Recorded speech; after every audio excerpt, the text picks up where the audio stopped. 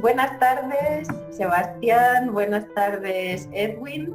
Hoy estamos con ellos dos aquí. Vamos a hacer una pequeña entrevista de aproximadamente una hora para Sociocracia Práctica, porque Sebastián está recibiendo a Edwin en Chile con América Solidaria, y vamos a ver si hay posibilidad de replicar o ver cómo ha funcionado la experiencia de los parlamentos infantiles en India para llevarlo a Latinoamérica y el movimiento con la infancia y los barrios. En esta entrevista tenemos que tener en cuenta que la lengua que utiliza y comprende Edwin con nosotros es el inglés, entonces Sebastián va a traducir las palabras en español para él, con lo cual silenciarán su micrófono mientras le traduce. Edwin nos responderá en inglés y posteriormente lo subtitularemos. Así que, nada, esto aclarado, vamos a darles la palabra y me gustaría que se presentaran, que nos cuenten un poquito más extensamente quiénes son cada uno de ellos y qué es lo que les trae ahora a este proyecto conjunto. Si queréis, empieza Edwin, luego Sebastián. Well, I am Edwin. I have been busy with this movement for neighborhoodization and smallification. These two words you will not find in the dictionary, but we coined them. Neighborhoodization and smallification. We believe in organizing people into small-sized neighborhood units that not just a few, all people get scope for participation and empowerment. This has been the work. And we started slowly in a village. Somehow it had a ripple effect. And so hundreds of thousands of such units have been organized throughout India and various other parts. But I am very much grateful to Latin America, because it is Latin America who gave me the concept, the inspiration, and the model, and I copied from Latin America. It was from an initiative here called Comunidades de Base, that I got the idea of this neighborhood-based organization of people. Now I am happy to be back again, back here in Latin America to share experiences and share notes that we mutually inspire and challenge. Okay, thank you. Good. Bueno, por mi parte soy Sebastián Zulueta, soy chileno, nacido en Ecuador, y trabajo en el mundo de la sociedad civil desde toda mi vida profesional y previamente también. Y trabajo en este momento, desde hace 10 años, como secretario ejecutivo de la Fundación América Solidaria Internacional, una fundación que trabaja por la visión de que no existan niñas y niños viviendo en situación de pobreza en nuestro continente, y buscando también que esta infancia sea protagonista de la defensa de sus derechos y de la promoción de estos. Estamos en varios países del continente con proyectos, con profesionales voluntarias y voluntarios que parten por un año a otros países, con proyectos también de promoción de el desarrollo sostenible en niños, niñas y adolescentes, bueno, muchas cosas, pero también soy parte del equipo de Sociocracia Práctica, que hace parte de Sociocracy for All en su círculo de habla hispana. Y bueno, en el marco de estos dos sombreros que tengo, América Solidaria y también Sociocracia Práctica, conocí a Edwin y cuando lo conocí lo invité a que viniera aquí a Chile a contarnos un poco de su experiencia de los parlamentos infantiles y de cómo estos parlamentos se organizan sociocráticamente y cómo han sido potenciados gracias a la incorporación de la sociocracia. Y la verdad que estamos impresionados e impresionadas con lo que en estos ya solo 3 días ha ido pasando. Hemos tenido reuniones con el Estado, reuniones con la Defensora de la Infancia, reuniones con organizaciones de la sociedad civil y ya están habiendo reacciones interesantes e importantes para poder hacer un piloto de un esfuerzo de parlamentarización de la infancia en Chile y ver cómo seguimos avanzando en eso. Creo que estamos a las puertas de un cambio cultural y creo que Edwin nos va a dar un empujón importante. Pues me alegra escucharlo, me ilusiona también y me encanta veros juntos y creo que sí, y es una bonita manera también de tender puentes entre diferentes continentes y aprender de las experiencias. Me gustaría mucho si Edwin puede contarnos cómo empezó. Cómo fue la semillita y los primeros pasos en India de sus parlamentos infantiles. Mm-hmm. Well, I have to start my story. I'll start from the time I began in one small village. It was a kind of coastal village in the southernmost district of India. And that village was particularly known for violence. And when I went to that place, nearly 300 people were involved in various criminal cases due to various faction fights and things like that. Then we started organizing there units of 30 families each, neighborhood units. And nearly 17 such units we had.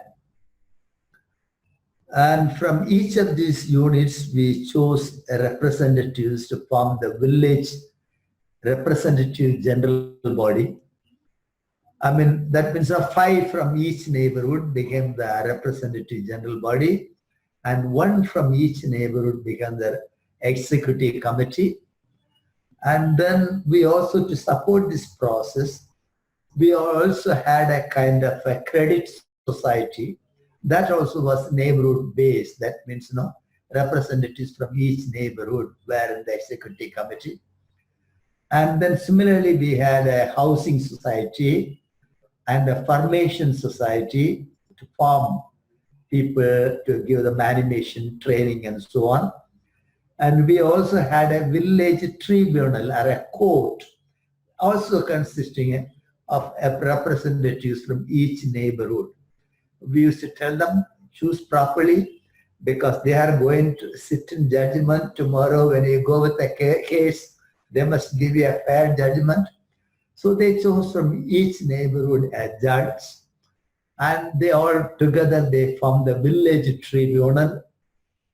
And then through all these processes, we were able to bring down the number of those who were involved in criminal cases to almost 0, not fully 0, because there were some 3 people involved in some case that we didn't want to involve, because it came due to some social interventions, because we had a fishing society, fish vendor society, That means from fishermen's society, they had to assert themselves against some fish merchants.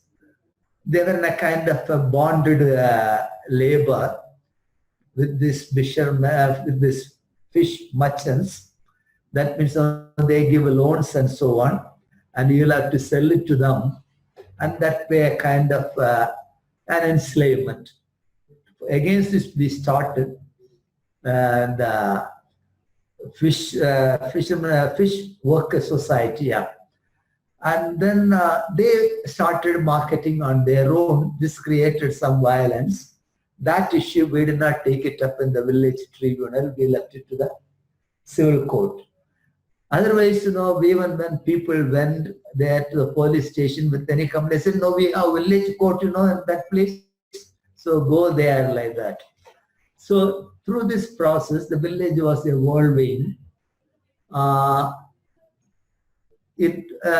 Some new traits for other villages to challenge other villages, like yeah, there are very many success stories, but like this. And what happened? There was a diocese nearby. They wanted to have it in all their parishes, and when it went to that parish, government took note of it. And government wanted to start its own neighborhood units of poor women, and eventually a kind of a big, I think the best and massive organization in the world for women's empowerment and poverty eradication came up. Now that organization called Kudumba Shri has 280,000 or so neighborhood units, with each unit having a number of families and women members. And then this project is something so wonderful. And the very significant fallout in the last two local governance elections in the state, in that particular state, in the background of a country situation where women were not allowed to socialize much, and women did not come for village decision-making meetings. In last two elections, consecutive elections, more women got elected to local governance structures than men. So from a position of helplessness or isolation, they come to inclusion, participation, empowerment, and domination, so to say. So this has been the process, and this process has been has been noted by some countries and other states in India. They come there for training to learn this and adapt it in their countries. And then within the church, because first it started in a church structure, seeing this Trivandrum, that is the first diocese that tried to implement this, all the other Catholic dioceses in India have also gone for this neighborhood-based organization of churches. There are also about 30 families become one neighborhood church unit. So that way nearly 100,000 units of such neighborhood-based, small-sized participatory organizations are in the Catholic Church alone. And so after seeing this, other countries also come to, and the voluntary, not only governments, other interested, enthusiastic individuals and organizations try to have initiatives in their countries too. So one such person is sitting near me, is doing a great job. I have great admiration for the work he has done. And along with this neighborhood organization, we started organizing, along this neighborhood organization for the grown-ups, we also started organizing children's neighborhood parliaments. And that means, children are organized, again, as small-sized parliaments or talking forums, which inclusively bring children together to discuss about their situation, to decide together, to act and make their contribution to society, and thus get into a taste for jointly doing good for others. We call this a kind of practice-based citizenship education or citizenship initiation. This has been picking up very well. And then many countries are trying to have initiatives in their own places. And these neighborhood children's parliaments are now, federated, linked together at the level of the local area, local governance unit, and then the sub-district, sub-district, district, state, and nation. So we have a child prime minister for the nation. A few years earlier, she was child prime minister for the state. As a child prime minister, she was just that time only 13 years. She was visually challenged. Still, that very year, 2013, she came to United Nations and addressed a meeting. And in this last few years, she has already come at least 4 or 5 times to United Nations to advocate for issues related to disability, inclusion, child rights, and so on. So that way movement is growing. And the children who were in the child parliament now are starting youth parliaments. So slowly we are building a kind of culture of promoting a world governance system, not from the top by big people alone, but from below, where everybody is a participant. And this way we are projecting a new dream for a world political order. This has been my background, okay. Ni más ni menos. Nuevo orden. Claro que sí. Bueno, y para alternarnos un poco, Sebastián, con esta experiencia tan inspiradora, ¿cuál sería tu sueño? O sea, ¿cómo sentirías que esto aterriza en Latinoamérica y cómo te gustaría verlo realizado también en América Latina? Bueno, la verdad que el ejemplo de Edwin es tremendamente inspirador.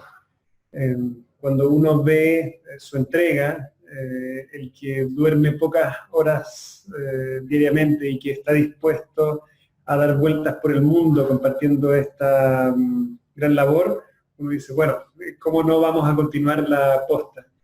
Y yo me atrevería a decir que aquí lo que hay es una posibilidad real de empezar a soñar en esto que dice Edwin, que es el cambiar la estructura política que ha existido hasta hoy día. Y no nos referimos a ahora entre las derechas y las izquierdas nace una nueva posición, sino que es un modelo en que ninguna persona queda atrás, en que todas las personas pueden ser parte de tomar las decisiones, en el que para demostrar que tengo un punto válido no tengo que agredir a la otra persona o a la otra facción política, sino que tengo que sentarme como una persona igual y llegar a acuerdos para poder encontrar desde esa inteligencia colectiva los mejores caminos para la sociedad. Yo creo que hoy día nuestro sistema político nos está mostrando en Latinoamérica y en las Américas ciertos signos de agotamiento. Muchos gobiernos con regímenes populistas o autoritarios, con voces más bien discriminadoras, incluso vemos actuales gobernantes con discursos xenófobos, y uno dice, esto no puede ser. Y por supuesto, dentro de nuestro continente, la infancia ha sido el actor que más ha sido desplazado. Si es que uno ve la pobreza en general del continente americano, uno observa que hay un 32% de pobreza en general.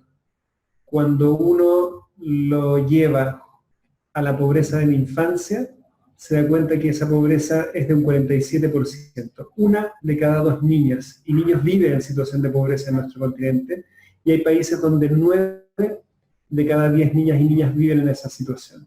Entonces, bueno, uno podría seguir diciendo, ojalá que en algún momento las autoridades se iluminen y empiecen a generar políticas para la infancia.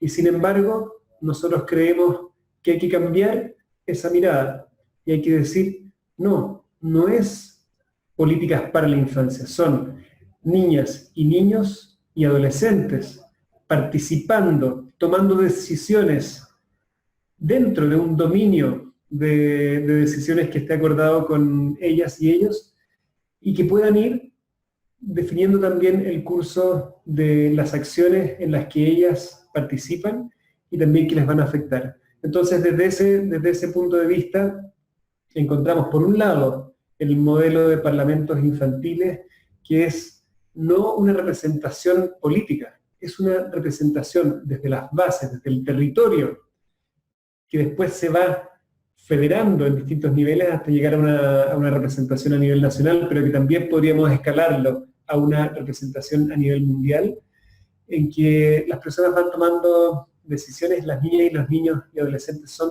parte de esas decisiones. Nosotros creemos que si es que la infancia es protagonista, ese va a ser el principal factor protector de sus derechos, y ellos van a ser, se van a ir formando para ser promotores de los derechos y también de un desarrollo que, por supuesto, respete los derechos de las personas y de las niñas y los niños, pero también que respete los derechos de nuestra madre tierra, que están totalmente ligados con los derechos de la infancia y, por supuesto, de estas generaciones futuras. Y es por eso que estamos aprendiendo, estamos generando esta serie de reuniones con actores públicos, con actores de la sociedad civil, con actores del mundo privado, para sembrar muchas semillas. Y ojalá que esas semillas poco a poco vayan germinando, y no desde la lucha política, sino que desde el ejemplo y el testimonio de niñas y niños vayamos pudiendo ir sembrando un nuevo modelo armónico, un nuevo modelo que por sus resultados va transformando la forma en que las personas son consideradas políticamente, y también la forma en que ninguna persona, y por supuesto, ni un niño, niña o adolescente, es dejado atrás en el curso de las decisiones que les afectan. Ay, qué bien escucharos. Bueno, me gustaría también, si podéis de manera resumida, para las personas que les pueda interesar, cómo la sociocracia como herramienta puede contribuir a estos proyectos o está ya contribuyendo a estos proyectos. Yeah, we evolved a dream of a new world political order. Our dream consists of a new world where the governance starts from below at the level of the neighborhood in terms of small-sized neighborhood parliaments of about 30 families each, and each such neighborhood parliament has its ministers to attend to concerns of the neighborhood and also concerns of the wider level to which this neighborhood would be happy to respond to act on behalf of the neighborhood. For wider level concerns, they have ministers. And then these neighborhood parliaments are federated at the next level, area level, and then at the next level, and this still at the next level, then still at the next level, district level, state level, national level, international level, global level, federation multi-tier. And for this, we suggest some 5 principles. One principle is smallness. We say both at the base and at every level above that a parliament's talking forum should be small sized. We say that because the bigger a forum becomes, the small people with small voices have no voice. They become nobodies. They all have to depend on big shots. And the bigger a forum becomes, when it becomes bigger and bigger, people will not be able to talk, only money can talk. So when the electing forums are too big, only the moneyed people can talk and get elected, and eventually it becomes a kind of rule by the rich, for the rich, and of the rich. And so we want to beat the situation, and we want that everybody counts, everybody matters, everybody is taken seriously, everybody can contribute, everybody gets attention, and everybody is empowered in that way. So we said the best ways to ensure that forums remain small. Then how small? We say it should be of such size that everybody can sit in one circle and talk without a microphone. So when it comes to that, everybody has a face, a name, everybody is taken as somebody, and nobody is a nobody, and everybody has the joy of participation and belonging. So we said not only at the base, but at every level it has to be small. So that's principle number 1. Then the principle number 2 is, we call it numerical uniformity. That means if the first level is to be small, it can contain only so many people. And if the second level is to be small, it can contain representatives only from so many first levels. Then if the third level is to be small, it can contain representatives from so many second levels and can contain only so much segment of population. Fourth level can only contain so much. So like this it comes. A country can, a state can, district can contain only so many people. And then a state can contain only so many people. The nation can contain only so many people. If it is more than that, it becomes another nation. Right? So that's the principle of numerical uniformity through which alone the small sizedness of the people's representative structures at the various levels could be ensured. So second principle we said numerical uniformity. And the third principle we said, even when we have a multi-tier structure, there could be the danger that they centralize too much and it becomes top heavy and make all the decisions at the top, leaving nothing to do for the people at the base, for no scope for participation. So we said we should have principle of subsidiarity. That means it is like this, when you have multi-tier structure, at one level will be subsidiary to the next level, and next level will be subsidiary to the next main level. Next main level will be subsidiary to like this, it goes. So we said, whatever can be done at any low subsidiary or decentralized level, don't take it to any high centralized or main level. So the higher levels deal with only those matters that no lower level can handle.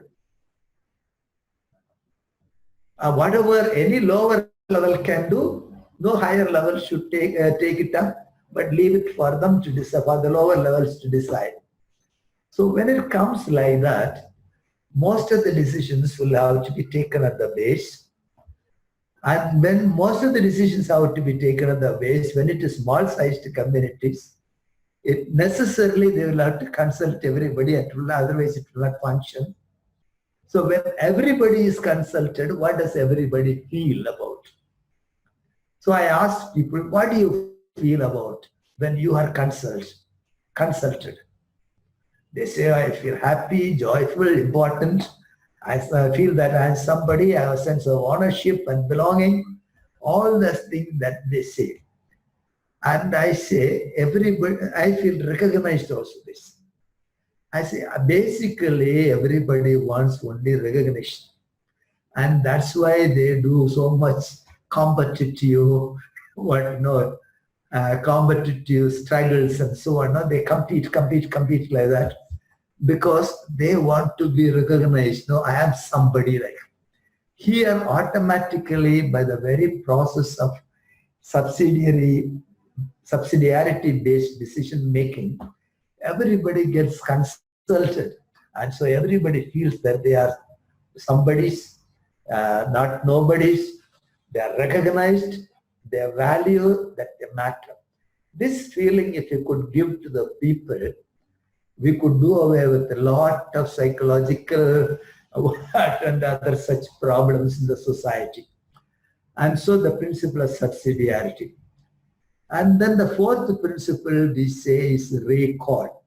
Since the forums are small at every level, anytime you are not happy with the person you elected from your level to the level immediately above, because we don't have elections directly from the bottom to the top, that we don't believe. Always the elections are in small-sized forums only. So you are electing from your level to the next level only. And when you elect from one level to the next level, at any level, you can call back that elected, and that fellow is not acting properly, not responding, not responsibly, acting responsibly, then you can call your forum, parliament at your level in an ordinary meeting, and then decide to call back the person you elected from your level to the level immediately above. And that can be done by a simple decision. Any day, you don't need to wait for 5-6 years for the proper elections to come. So at every level, if you can call back the elected representative means, ultimately the entire system remains answerable to the people at the base, where people live with their struggles, problems, and their tensions, and so on. And then when they have the power in their hands, they have an effective say. They are the masters and their problems will definitely be addressed. Whether the problem of equality, poverty, or whatnot. And that principle we call subsidiarity. And the fifth principle we recall. Recall. Sorry. And that principle we call recall scope. Scope to call back an elected representative. And then we have the fifth principle that is more in terms of sustaining these structures. We ask people how long it will take for the entire world, that's our dream, to be organized just at the first level only. We leave alone the next levels. How long will it take to get the entire world organized as neighborhood parliaments. And they give various answers. At the end we say, in principle, only one day is needed. It may not be in practice. Practically you may have problems start out, but in principle. Why do we say that? To organize a neighborhood meeting, you don't need to take a bus. You could go and tell everybody, come on, let us come together. We shall elect somebody and start a structure. That doesn't take more than a day. And to tell the whole world the truth, this message also doesn't take a time with all this media opportunities now available.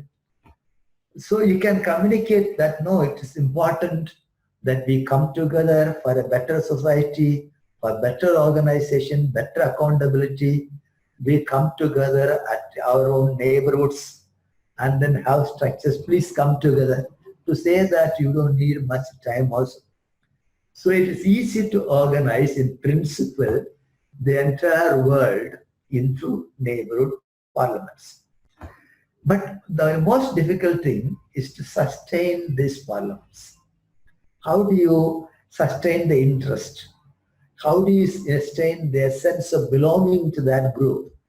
How do you ensure that they keep warning that group? They say, this is our group and we are going to do something for it.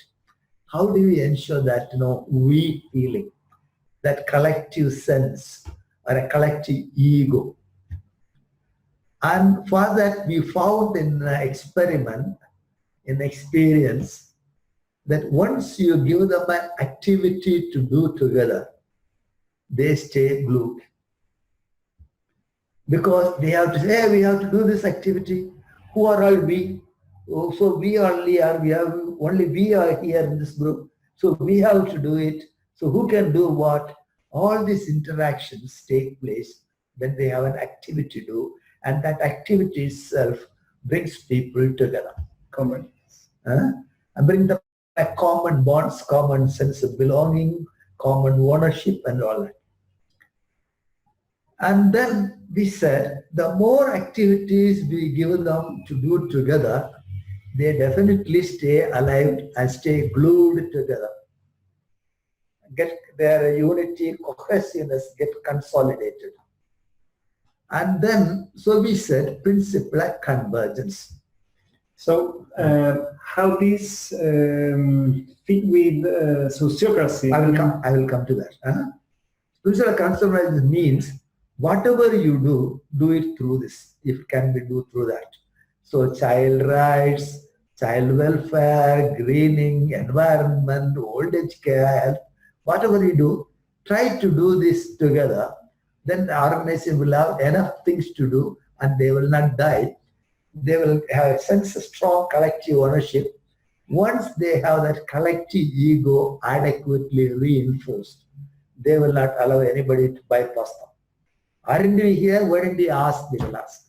So that kind of belonging and then ownership can come about through this principle of convergence. Converge everything, all activities through this structure. So we circulated this dream, and some two people wrote back to us in the internet. Have you heard about sociocracy? Then I went hunting for sociocracy, and then we found much in common. They also have smaller circles, we also have small parliaments, and they are double linking. We have this federations, and then the interesting thing we found is very useful thing we found in the way they make decisions. That's wonderful sociocracy. Consent-based decision making that does away with the need to divide people into majority and minority and make every decision and every election a point of division, a source of division. And that we were very much taken up by that. And then we also were simply fascinated by sociocratic elections. And so in all our children's parliaments now especially, we introduced the sociocratic elections. And gradually, the whole sociocratic culture will be there in these neighborhood units. Not yet. We have begun the process very soon. I spoke to you about that, I think I spoke to you about that child prime minister who addressed the United Nations. We spoke here? Okay. And then that girl also was elected only sociocratically elections. So people were creating a new culture through these neighborhood parliaments of introducing sociocratic decision-making processes. So that way now, wherever children's parliaments and neighborhood parliaments go, sociocracy also goes together. And wherever sociocracy people promote sociocracy, neighborhood parliament concept also accompanies. So this is a happy development. Muchas gracias. Sí, nos quedan unos minutitos y me gustaría también escuchar a Sebastián cómo está viviendo este tiempo con Edwin, los encuentros que habéis tenido y algo sobre lo que ha estado comentando también, escuchar tu punto de vista. Bueno, la invitación a Edwin fue una invitación que le hicimos para que viniera a presentar en una feria de innovación social. Y Edwin estaba en Sudáfrica y dijo, mira, yo creo que volver a India antes de ir a Chile va a ser muy largo. Y además que creo que vamos a necesitar trabajar más con distintos actores si es que queremos que esto agarre fuerza. Entonces, bueno, nos vimos frente a una situación que era un buen problema. En vez de tenerlo aquí 3 días, lo íbamos a tener 3 semanas. Así que armamos un equipo que se organizó con personas de distintas organizaciones sociales. Hay una fundación que se llama Colunga, que es una fundación filantrópica, y dijeron, sí, nosotros queremos ser parte de esto. Y ellos pusieron gran parte de los recursos para poder financiar la venida de Edwin. Él va a estar visitando distintas ciudades, va a estar teniendo reuniones en distintos niveles. Y bueno, la organización misma de la visita la hicimos sociocrática. Entonces armamos un círculo general, donde estaban los representantes de 2 círculos específicos que eran los que iban a hacerse cargo del programa. Un círculo iba a ser sobre el desarrollo sostenible y la sociocracia, cómo la sociocracia puede ayudar a avanzar en el desarrollo sostenible. Y el otro círculo iba a ser participación infantil y parlamentos de niñas, niños y adolescentes. Entonces cada uno de los equipos estuvo participando, fueron 6 semanas de trabajo intenso y no estuvo libre de sustos. Tuvimos un problema con la visa. El último día que podíamos sacar la visa, logramos con ayuda de muchas personas que Edwin recibiera su visa. Y el programa de actividades que vamos a tener aquí es bien completo. Ayer tuvimos un día completo, entero, desde las 9 de la mañana hasta las 6 de la tarde, con distintos representantes de organizaciones de Estado y también de la sociedad civil. Estuvo presente el equipo de la Defensoría de la Infancia, estuvo presente también de la Superintendencia de Educación, del Servicio Nacional de Menores, de las organizaciones municipales que trabajan con infancia, OPD, pero también estuvieron representantes de organizaciones de la sociedad civil, el Movimiento Mundial por la Infancia, Aldeas Infantiles, la Mesa de Infancia en Chile, etcétera, etcétera. Entonces, ¿cuál fue la pregunta que estuvimos trabajando? Bueno, ¿cómo impulsar la participación infantil y qué pasos deberíamos dar para lograr que se pudieran dar experiencias reales, concretas de participación?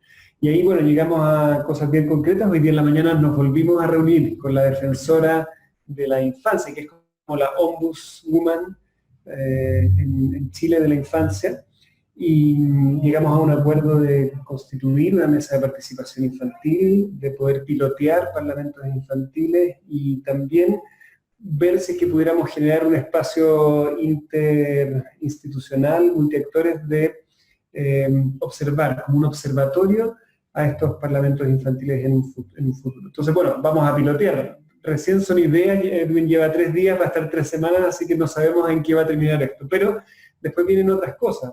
Va a estar visitando escuelas en el terreno, vamos a estar haciendo ejercicios, vamos a tener un día completo donde vamos a emular los parlamentos infantiles de India con niñas, niños y adolescentes. También van a haber adultos, pero van a estar en un rincón también trabajando en un círculo. Vamos a tener dos días completos de entrenamiento en sociocracia, desde la perspectiva también que nos entrega Edwin. Y bueno, una agenda de incidencia pública, una agenda también de conectarse con el territorio, que es lo que a Edwin lo hace vibrar. Y esperamos que esto se traduzca, por supuesto, en espacios reales de participación infantil. Yo diría que ese es como el resumen de lo que está haciendo aquí. Y la verdad es que no sé muy bien cómo va a terminar, pero creemos que es un buen camino no solo trabajar con experiencias pilotos en el terreno que después vayan seduciendo al resto de la sociedad en mostrar que hay formas reales, efectivas de trabajar la participación infantil desde el territorio en alianza con las escuelas, pero también trabajar con el ecosistema y trabajando con las autoridades, con las organizaciones de la sociedad civil, y que finalmente vayamos desde la experiencia, desde esto que es tan importante en la sociedad civil, que es dar participación, no trabajar para alguien que lo constituye a ese otro, a esa otra en un beneficiario o beneficiaria, sino que trabajar con esas personas y desde esas personas que lo constituyen en un participante, en una participante. Entonces, eso es lo que estamos buscando. Y bueno, con respecto a lo que planteaba Edwin, creo que aquí hay material para escribir un libro. ¿Cuáles son las cosas que se parecen? ¿Cuáles son las similitudes y las diferencias entre el enfoque de los parlamentos infantiles, inclusivo y territorial, con estos dos conceptos de la barrialización y de la pequeñez, y de smallification, pero con las novedades que se encuentra con la sociedad. Por ejemplo, el principio de inclusión de los parlamentos infantiles te impide dejar a ninguna persona fuera de un círculo. Y sabemos que en la sociocracia, sobre todo cuando se lo ve desde la perspectiva organizacional, un círculo puede decidir que hay una persona que no participa en ese círculo más. En la parlamentarización no ocurre eso. Si como tiene una base territorial, y si es que en el barrio hay 30 familias y una de esas familias es disruptiva, bueno, tenemos que aprender a vivir también con esa familia, y esa familia tampoco puede ser dejada de lado. Entonces uno empieza a ver ciertos principios que uno empieza a decir, wow, en verdad la sociocracia tiene un desafío de aprender, de desafiarse, de ver cómo puede aprender también teóricamente de estas claves. Porque, claro, Edwin es muy humilde en decir, cuando nosotros vimos la sociocracia, encontramos que teníamos tantas cosas en común y empezamos a incorporar. Y yo creo que la sociocracia también podría ver qué cosas puede incorporar desde la parlamentarización, la barrialización, la territorialización, y ver cómo también puede mejorar y seguir avanzando este enfoque. Pues muchísimas gracias. Veo que hemos completado el tiempo de reunión. Os agradezco mucho vuestras palabras, me llena de ilusión, y también felicidades por el trabajo que estáis realizando, por todo lo que estáis sembrando, que seguramente dará sus frutos a corto, mediano y largo plazo. Y nada, desde Sociocracia Práctica, ofrecer nuestro tiempo, nuestros recursos y nuestra energía para visibilizar, para que esto llegue a más personas y pueda inspirar a mucha gente, porque tanto Sebastián como Edwin sois personas de un gran corazón y que pueden inspirar a muchas personas, niñas, niños y adolescentes. Así que muchísimas gracias por vuestro tiempo, vuestra dedicación y vuestros sueños que perseguís día a día. So, final words only this: we want a world where everybody is somebody, everybody matters, everybody is taken seriously, and that is possible when we people of sociocracy and neighborhoodization plus modification human concerns keep working together. Happy that we have begun the process to a great extent, and we'll have a long way ahead, but a happy way together. So with a lot of hopes, and I wish you all happy times ahead. Thank you. Muchas gracias. Sebastián, tú también, si te quieres despedir con unas palabras. Sí, bueno, agradecerte, Nora, por el trabajo que estás liderando desde Sociocracia Práctica. Creo que este ejercicio de empezar a compartir con el mundo lo que es la sociocracia y organizaciones como la red de parlamentos infantiles en India, que está considerada como la organización sociocrática más grande del mundo, 280.000 niñas y niños trabajando desde este enfoque, por supuesto, de la barrialización y desde la sociocracia, es algo gigante. Pero decir que finalmente detrás de la barrialización y detrás de la sociocracia lo que está son las personas, el planeta, y simplemente como ofrecer todo lo que hemos estado conversando aquí, este gran regalo de hombres, de personas, de habitantes de este planeta que es Edwin, nos da ofrecerlo para esas personas que están siendo hoy las y los nadies de este mundo, y vamos con cariño, vamos con calma, pero sin descansar, construyendo esta nueva sociedad. Tú también, Nora, ¿cómo sentiste esta entrevista? Tal vez rompiendo esta estructura de entrevistadora. ¿Cómo te vas? Yo inspirada y agradecida de poder formar parte de esto, de este equipo, y siento que es un momento de cambio a nivel global y que las pequeñas acciones van a ser la clave para los grandes resultados futuros. Thank you. Muchas gracias. Gracias. Caminando.